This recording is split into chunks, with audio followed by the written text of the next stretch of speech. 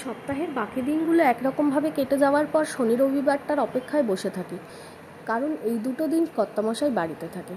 বাড়িতে থাকা মানেই কোথাও না কোথাও ঘুরতে ঠিকই নিয়ে যাবে। তো সারা সকালটা যথেষ্ট ব্যস্ততার মধ্যে দিয়েই কেটেছিল, যেহেতু রবিবার। তো সন্ধেবেলায় যখন গাছে জল দিচ্ছিলাম তখন ভাবলাম তোমাদের একটু গাছগুলো দেখাই। বীজ পুঁতেছিলাম কয়েকদিন আগে, দেখছি ছোট ছোট গাছ বেরিয়েছে সেগুলো দিয়ে।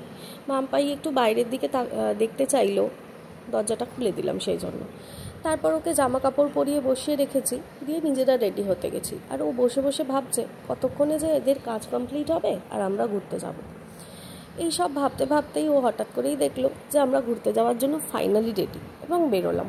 বেরোনোর আগেই ভাবলাম যে আজকে যখন কতগুলো কাজ বাকি রয়েছে সেগুলো আগে কমপ্লিট করা যাক। তো সেই সূত্র ধরেই আমরা চলে গেলাম স্মার্ট পয়েন্টে।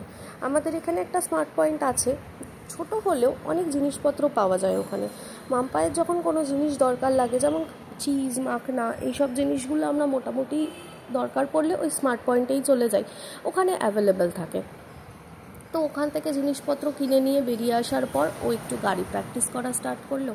এটা ওর হবির মধ্যেই পড়ে, ও মাঝে মাঝেই এরমভাবে গাড়ি প্র্যাকটিস করে। কিছুক্ষণ বাদে বুঝতে পারলাম যে ওর ভীষণ পরিমাণে ঘুম পেয়ে গেছে, ওই জন্য আর এদিক ওদিক কোথাও না গিয়ে বাড়ির পথেই রওনা হলাম। বাড়ি ফেরার সময় দেখি জানলা দিয়ে এনারা দুজন অপেক্ষা করছেন আমরা কতক্ষণে বাড়ি আসবো তার জন্য।